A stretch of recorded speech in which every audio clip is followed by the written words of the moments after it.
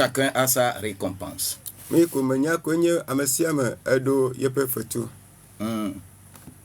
To koko wo wacho mwani gakoko ti wo wazunganga unsan sia deta gune le yesu jido la pen comme amen. Soyez bénis. Béni et béni. Ce matin, je voudrais parler des tueurs de destinée.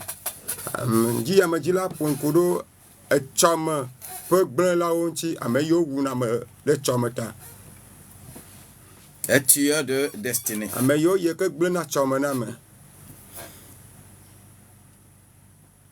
Papa, je voudrais te dire merci encore parce que tu es Dieu. Qu'une oreille s'ouvre. Qu'un entendement soit focalisé sur toi. Et qu'un esprit faible soit relevé. Et que toute domination, principauté, soit anéantie au nom de Jésus-Christ. Je couvre ces machines avec le sang de Jésus. Toute oreille, de loin ou de près, écoutez et vous avez la vie. Écoutez et vous avez la vie. Écoutez et vous avez la vie. Il n'y a pas de vie ailleurs. La vie est auprès de Dieu. Il est la vie. Merci parce que tu as écouté. Au nom de Jésus. Que quelqu'un me dise Amen.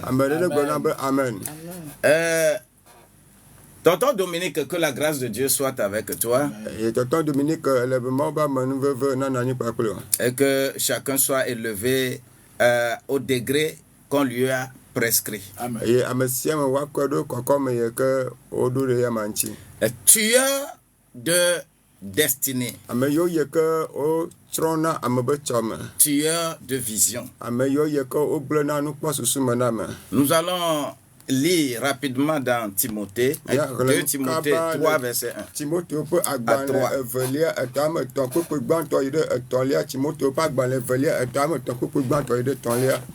2 Timothée 3, verset 1 à 3.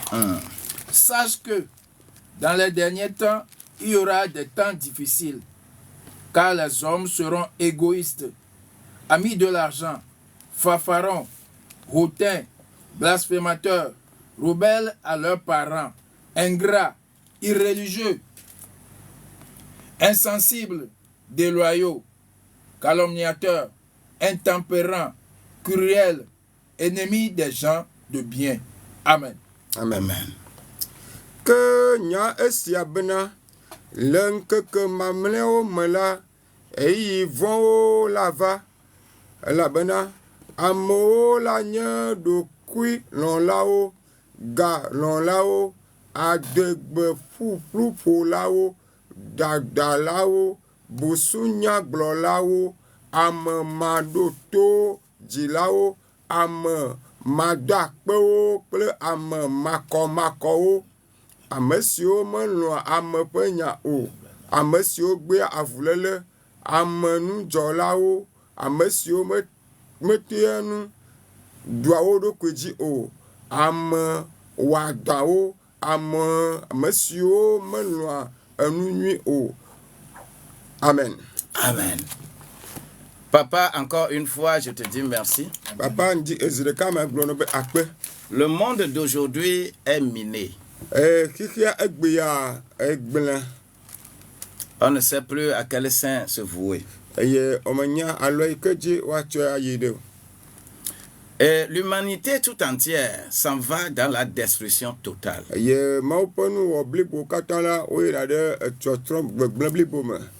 Toutes les destinées sont tuées. Des gens luttent, se battent pour leur survie.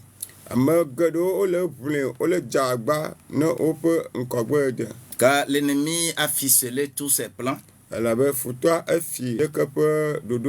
Et nous sommes là en végétant dans l'eau comme des noyés. Mais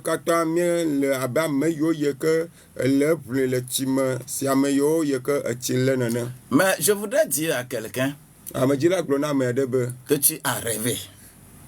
Quoi? Tu as rêvé. Tu as rêvé et tu as fait des projets pour ta vie. Tu as tout bien calculé.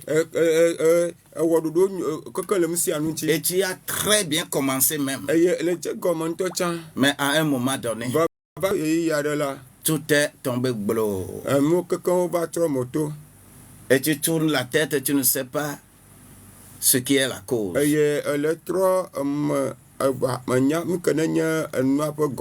Mais plusieurs savent la cause, mais ne sont pas conscients que c'est ça.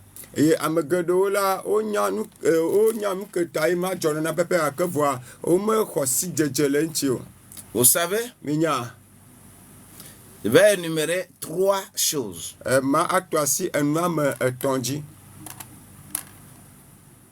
qui sont de véritables tueurs de destinée.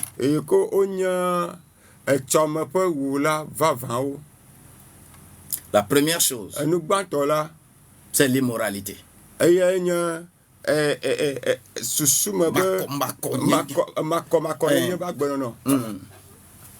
L'immoralité.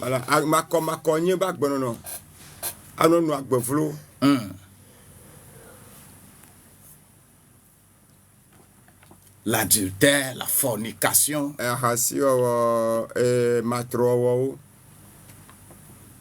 C'est le premier tueur de destinée.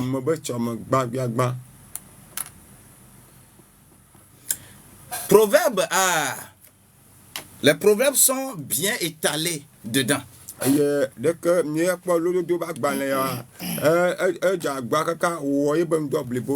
Quand vous prenez ces proverbes, le livre des proverbes, le chapitre 7, ne parle que de ça.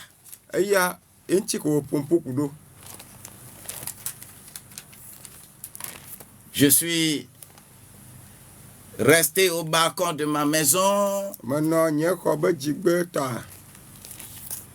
Je regarde un peu dans l'obscurité là.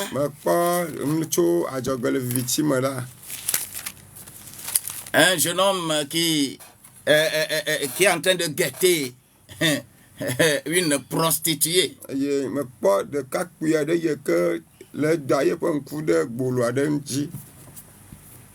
Quand je lis cette scène-là dans la Bible, ça me fait énormément rire. Nous allons seulement lire le verset 26 de ce proverbe 7-là.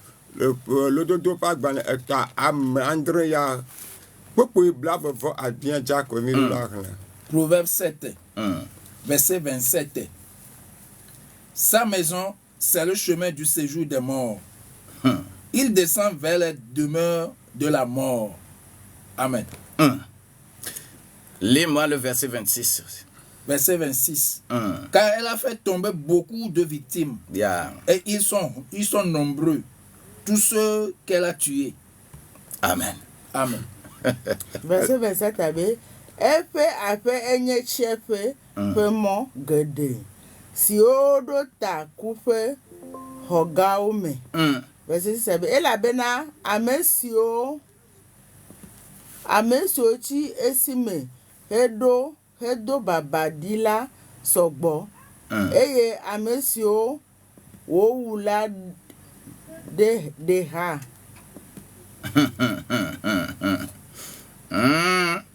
Relisez-moi correctement le verset 26 là. Proverbe 7, verset 26. Car elle a fait tomber beaucoup de victimes. Et ils sont nombreux, tous ceux qu'elle a tués. 26 abena. Elle a bena amesio ti esime hedo babadi la sogbo. eye ame siwo wowu la deha. On dit, hein, ceux qui ont été tués,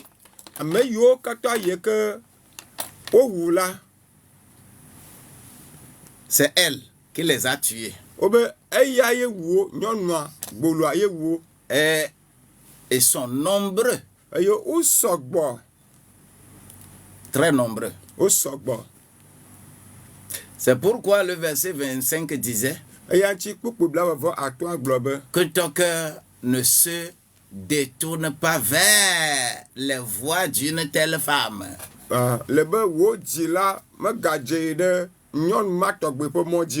Ne t'égare pas dans ces sentiers. Tueur de destinée.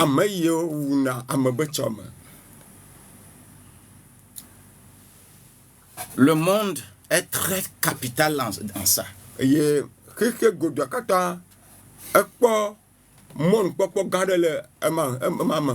Occidentaux nous ont mis dedans. Le sexe a été tellement chosifié qu'on ne sait plus quoi dire.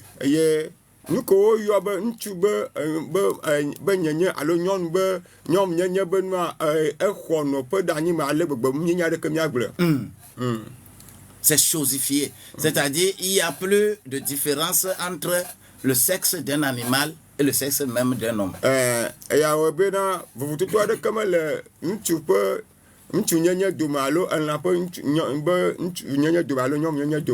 on a voté même des lois en France. Qu'on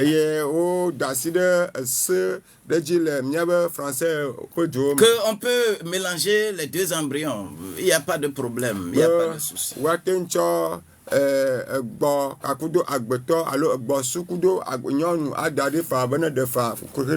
Il n'y a aucun problème. Et nous sommes contents parce que c'est Yovo qui...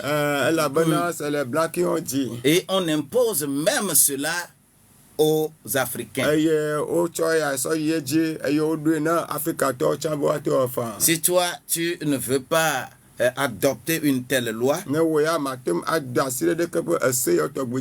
cela veut dire que toi, on ne peut pas faire la coopération avec toi.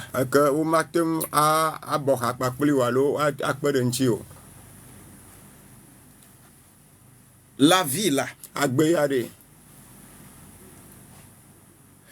il n'y a pas de malédiction ou de bénédiction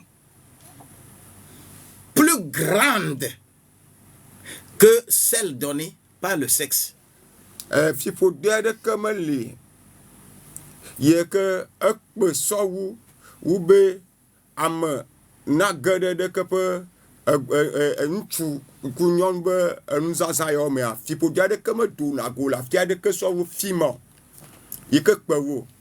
les deux. C'est-à-dire bénédiction. Oui, les deux là. Il n'y a pas plus grande qu'on peut retirer. D'ailleurs, que le sexe.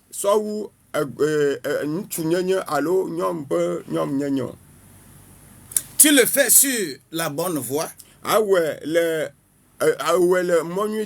Il y a les bénédictions qui sont liées à ça. Tu le fais sur une mauvaise voie. Ces malédictions sont là. Et ça devient plus dur. Vous allez trouver un grand homme d'affaires. Et il est riche. Il a tout. Mais seulement le fait de connaître une femme, le fait de connaître, de rencontrer seulement une femme, tout se détruit.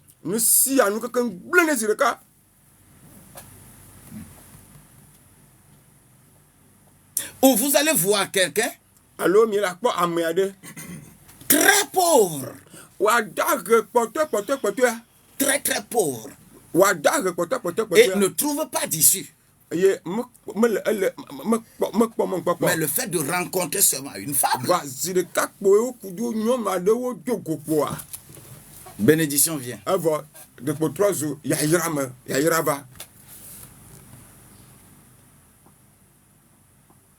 Mais le côté qui est beaucoup plus criade aujourd'hui,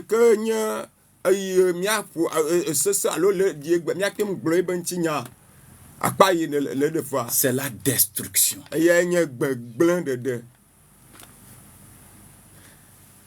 Raison pour laquelle, dans le monde entier, quand on parle par exemple d'un dictateur, ou bien un dictateur,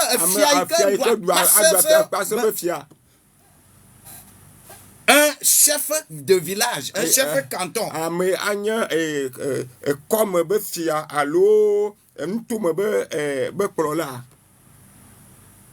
pour dominer les gens qui sont autour de lui.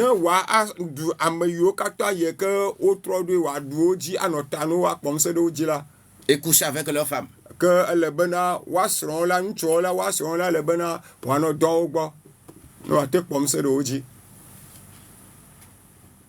Et la grande partie, c'est comme ça.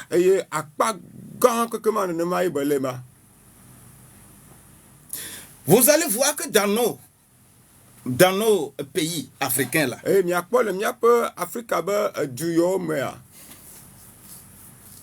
les gens qui sont beaucoup avec les gouvernants,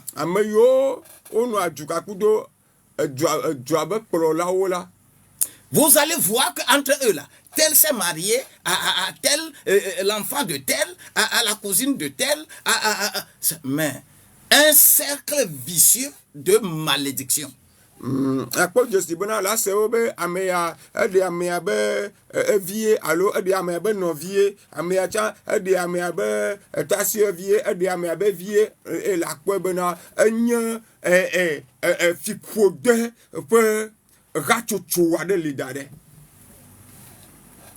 Lorsque vous lisez correctement les épîtres de Paul, je ne vais pas dans l'Ancien Testament. Tu vas dénombrer autour de 23 000 hommes tués à cause de ça.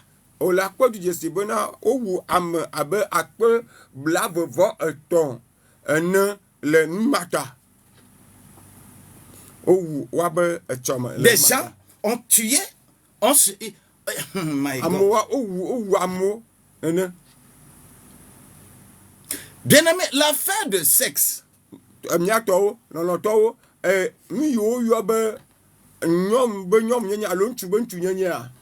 ce que ça détruit dans le monde actuel jusqu'à arriver même dans l'église.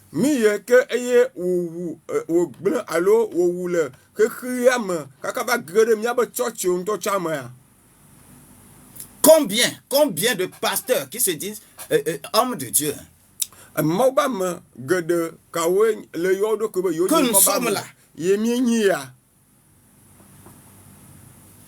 qui n'ont pas loué petite chambre à une petite fille quelque part. Et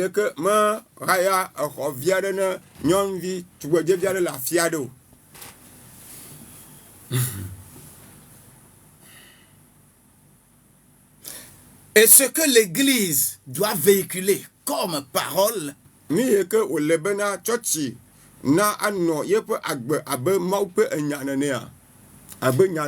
nos destinées sont tuées.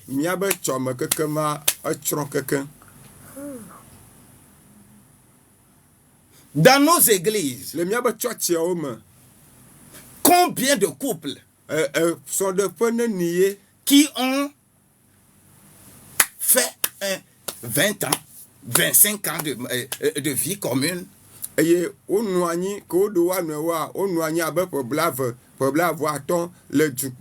que les deux familles ne se connaissent pas. La famille de l'homme ne connaissent pas la famille de la femme.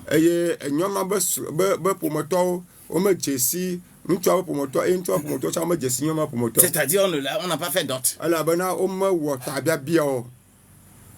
Alors que le mariage qui est dans la Bible,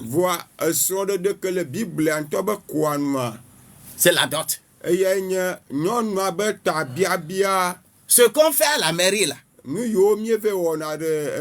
c'est chaque État qui organise ça, ça ne se trouve pas dans la Bible. Ce qu'on fait à l'église là, fouillez correctement dans la Bible. C'est des trucs religieux. Ce qu'on fait à l'église, il n'y a pas ça dans la Bible. Mais les deux familles qui se marient,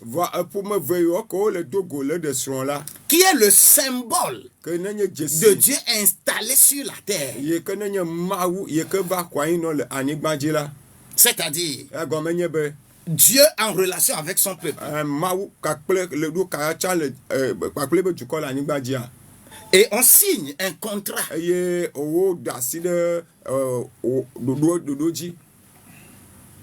Vous allez voir que Rebecca là, on a mis bague à son nez.